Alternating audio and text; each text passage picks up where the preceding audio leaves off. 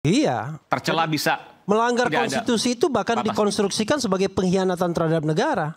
Jadi sesuatu yang melanggar konstitusi itu dikonstruksikan sebagai pengkhianatan terhadap negara di undang-undang.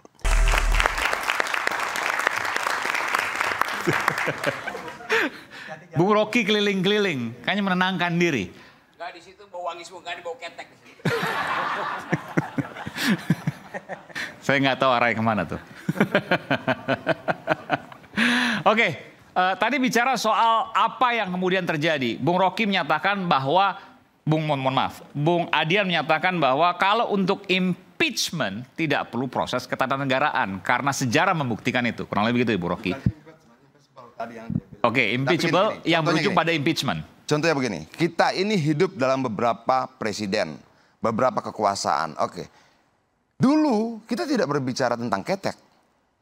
Kita berbicara tentang aset, kekayaan, kekerasan, pelanggaran HAM, kemanusiaan, korupsi dan sebagainya. Sekarang lebih ngeri. Semua dibicarakan, termasuk ketek tadi. Jadi begini maksudnya apa? Oh, lu sadar nggak ada bahaya luar biasa di depan sana? Bahwa kemudian semua bisa menjadi objek yang tidak disukai. Tiba-tiba muncul di media sosial. Tiba-tiba muncul. Dulu kita bilang soal kebenarannya nggak tahu. Gitu. Kejahatannya, pelanggaran HAM-nya. Sekarang ketek jadi problem. Untuk menyampaikan ada sesuatu yang salah. Gitu loh. Sadar dong. Ada sesuatu yang gawat di luar sana. Yang mungkin karena kalian terlalu jauh di atas sana. Tidak melihat itu sebagai sebuah kebahayaan. Ini ngeri. Tapi gitu. Saya mau tanya. Orang bilang bahwa itu mungkin dimunculkan oleh netizen. Atau bagian dari operasi tertentu. Apapun itu. Ketika diterima oleh publik. Publik melihat itu sebagai sesuatu yang memang harus mereka terima. Oke, apapun itu dulu, sumbernya. Begini ya. Dulu saya mencatat berapa aset Citra Manggala Nusantara Persada, berapa asetnya ini segala macam, berapa tanah yang diambil segala macam. Sekarang mereka sudah tidak lagi berbicara soal itu. Apapun bisa menjadi representasi ketidaksukaan mereka. Apa? Ketek. Saya bilang ini ada apa dengan generasi kita? Tapi mau setuju tidak setuju, yuk kita lihat ada bahaya besar di sana bahwa tingkat batas kesabaran mereka hampir selesai. Dan mereka mengungkapkannya dengan berbagai macam cara. Saya bilang, oh nggak bisa. Kalian tidak boleh menyerang anaknya, tidak boleh menyerang cucunya. Di sosial media, semuanya loh. Luar biasa. Ini kalau kalian tidak sadar ada sesuatu, hati-hati. Kenapa? Kalau kita batuk itu kan indikasi badan tidak sehat. Ketek itu indikasi loh. Ada sesuatu yang dilihat orang yang bukan problem dianggap problem. Apalagi yang problem. Yang bukan masalah dianggap masalah. Apalagi yang masalah. Andrian, kalau bicara seperti itu yang jauh, yang sebut kata-kata ketek itu cetek isunya. Abang mau bilang cetek tidak cetek bang. Bantahlah sosial media itu. Bantahlah bahwa ketika itu laku, dibicarakan, diomongkan oleh banyak orang, mereka akan menganggap itu masalah. Bagi saya bukan, tapi bagi banyak orang masalah. Pertanyaan kita, kenapa yang seharusnya bukan masalah menjadi masalah? Ada sesuatu yang berbeda di situ. Ada nilai yang bergeser di situ. Ketidaksukaannya berkembang dengan cara yang berbeda. Saya tidak tahu bagaimana menjelaskan ini. Tapi orang bilang, saya bisa jelaskan teori secara akademis. Memang ada kemarahan publik dan orang cari sasaran. Sasaran itu tiba pada ketek. Pertanyaannya itu ketek personal atau ketek dinasti. Itu soalnya itu. Orang nggak peduli. Jadi kita mesti anggap bahwa keteknya anak Pak Jokowi juga keteknya Jokowi, melekat di situ. Bukan lagi tubuh personal yang disasar, tapi tubuh dinastinya tuh. Tubuh politik Jokowi. Kaisang bagian dari tubuh politik Jokowi. Istri Kaisang bagian tubuh politik Jokowi. Itu yang terjadi. Sama ketika Louis XVI tuh permaisurinya Marie Antoinette itu diolok-olok karena mandi terus dengan parfum, dengan mandi susu 3 kali sehari karena bau ketek tuh. Yang disasar bukan tubuh Marie Antoinette, tapi tubuh istana yang menghambur-hamburkan uang dengan akibat Prancis harusnya bangkrut karena mesti membiayai gaya hidup dari Marie Antoinette. Dan itu yang menyebabkan revolusi Prancis. Demikian juga Imelda Marcos. Imelda Marcos bukan Imelda Marcosnya yang disasar, tapi sepatu Imelda Marcos ini pakai duit negara. Demikian juga ya ribuan itu. Siapa lagi itu? Don't Cry for Me Argentina, Evita Peron, sama aja. Jadi tubuh yang disasar sekarang bukan tubuh pribadi, tapi tubuh publik. Itu intinya. Jadi kalau di impeach, ya impeachable pasti itu. Suatu waktu bulan April tahun 1912, sebuah kapal bertolak dari Inggris menuju New York. Kapal itu dipastikan unsinkable, tidak mungkin tenggelam itu. 2 hari kemudian, 12 April, kapal itu tenggelam, namanya Titanic. Jadi betul tadi, sejarah itu punya jalan pikiran sendiri itu. Melampaui semua normativity yang dibuat oleh hukum. Jadi saya mau terangkan itu sebagai potensi. Masalahnya kenapa you takut impeachmentnya itu? Sesuatu yang impeachable dengan sendirinya potensial untuk di-impeach. Kan begitu logikanya kan. Kalau dia unimpeachable, buat apa ada pasal itu di hukum tata negara? Jadi kecemasan kalian itu sama dengan kecemasan dinasti. Itu intinya. Saya nggak cemas. Nggak cemas. Sebentar, saya berikan kesempatan dulu ya. Prof. Refli dari belum diberikan kesempatan. Silakan Prof. Refli. Ini 2 profesor ya, Prof. Refli dan Prof. Andi Asrun. Jadi saya menikmati perbincangan ini ya. Karena itu saya tidak mau menyela dan kemudian mau ngomong ketika diberikan kesempatan. Jadi begini, 2 hal yang ingin saya singgung. Soal tadi impeachable ya. Dan kedua, mekanisme ketatanegaraan dalam sejarah kita. Jadi yang namanya impeachable itu sesuatu atau seorang presiden atau wakil presiden yang bisa memungkinkan untuk di-impeach.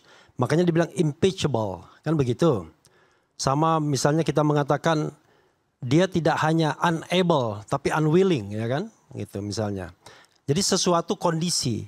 Nah, pertanyaannya kalau kita balik kepada konstitusi, syarat untuk impeachment itu ya yang bisa impeachable itu adalah 1, ada 3 kategori kan?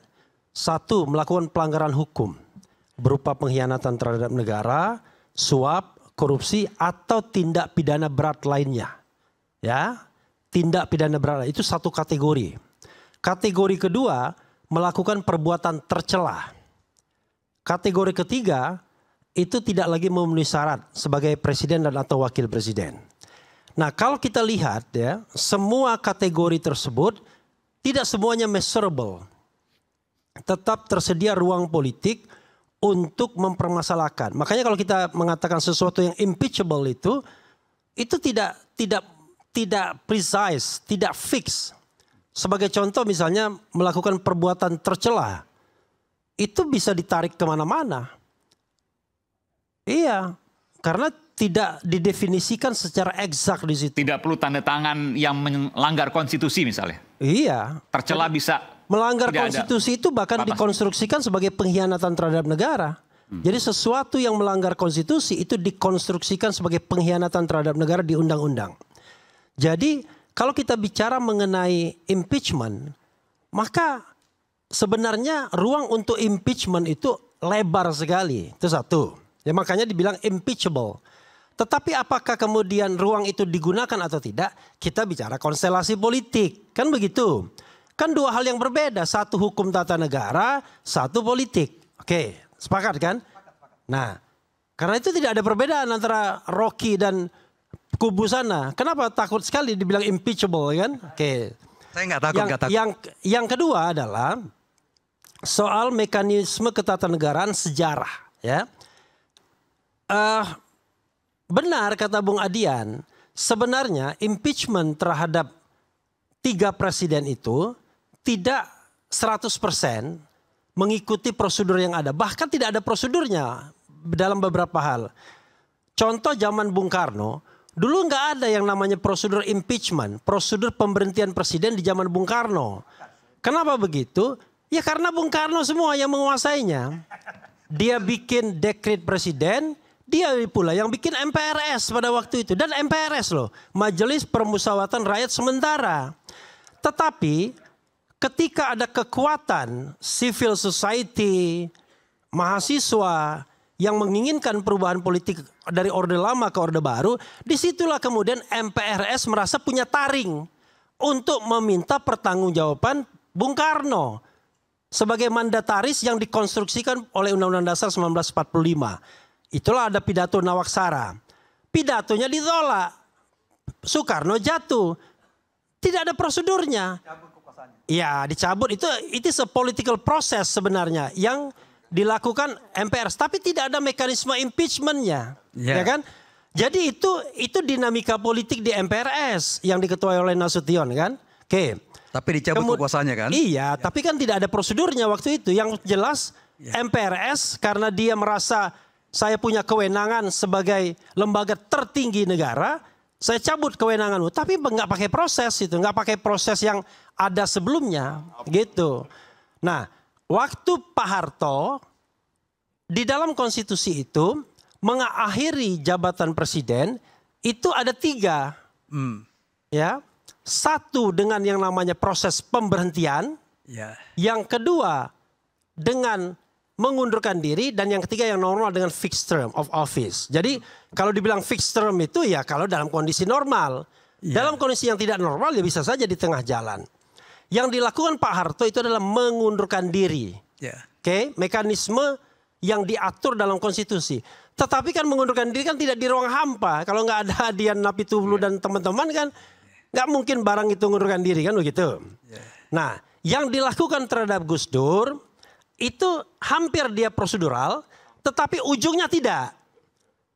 Prosedurnya adalah pada waktu itu Gus Dur dianggap melakukan tindak pidana korupsi dengan Bulog Gate. Yayasan Danatera. Dan itu dianggap sungguh-sungguh melanggar haluan daripada negara. Kan begitu. Karena itu DPR memperingatkan Gus Dur. 3 bulan peringatan itu tidak digubris, maka 1 bulan kemudian akan dikasihkan peringatan kedua. Kalau tidak digubris juga akan diundang sidang istimewa untuk memberhentikan presiden. Tapi tidak terjadi. Karena Gus Dur tidak diberhentikan gara-gara Bulog Gate. Gus Dur diberhentikan gara-gara memberhentikan Bimantoro sebagai Kapolri dan membubarkan DPR. Sehingga terjadi eskalasi yang tidak ada kaitannya dengan inisiasi impeachment awalnya, the trial of impeachment-nya di awal. Dia sudah melanggar sesuatu hal yang sangat serius. Tetapi itu ujungnya itu tidak ada koneksinya dengan Bulog Gate itu. Ya, betul. Makanya kemudian itu eskalasi politik. Sehingga pada waktu itu kumpul semua yang di daerah kumpulkan untuk memberhentikan Gus Dur. Bukan lagi soal Bulog Gate, tapi soal Gus Dur yang membubarkan DPR, yang memecat sebelumnya. Ya, ada maklumat itu dikeluarkan oleh Gus Dur. Ya kan? Ya kan, dengan maklumat itu. Nah, itulah yang kemudian eskalasi politik yang menyebabkan kemudian Gus Dur jatuh. Jadi memang tidak kemudian Megawati naik. Ya, saya kan lagi menjelaskan jam selasa dulu. Tapi saya akan beri kesempatan nanti kalau sekarang sebelah kanan. Ya, itulah yang saya katakan ya. Jadi saya hanya ingin menerangkan bahwa apa yang disampaikan Adian tidak keliru, yang disampaikan Bang Rocky tidak keliru, impeachable. Ini barang memang impeachable. Masalahnya adalah orang-orang ini kan penakut semua. Orang-orang ini pada kemaruk dengan kekuasaan semua. Orang-orang ini takut kehilangan jabatan semua. Jadi di mata dia banyak sekali kesalahan yang dilakukan oleh presiden sekarang. Termasuk misalnya nepotisme dan lain sebagainya. Tapi ini barang nggak tergerak. Termasuk soal ijazah. Kalau saya, ini kan ijazah ini sudah memakan korban. Ada yang dipenjarakan dan kemudian isunya terus menggelinding. Kalau DPR-nya normal, nah ini Bang Adian juga ya. Kalau DPR-nya normal, mestinya dia menggunakan hak inquiry. Ya kan, hak untuk melakukan penyelidikan. Itulah angket. Kan tinggal tanya nih, hei Pak Jokowi, ada kabar ijazahmu palsu. Kami membentuk angket. Tolong hadirkan ijazah yang aslinya. Biar rakyat tahu ada nggak ijazah aslinya. Nah, inquiry right itu tidak dilakukan. Tapi kan oleh rektor begitu sudah mengatakan bahwa itu asli. Rektornya ya sama orang dari daerah tertentu mengatakan ini asli kata yang jual. Boleh Bang, nanti saya berikan kesempatan. Sekarang sebelah kanan, nanti saya akan berikan kesempatan sebelah kiri satu persatu. Silakan mau menjawab soal impeachment atau menjawab soal ketek? Kita akan kembali saat lagi. Pilkada lewat ya.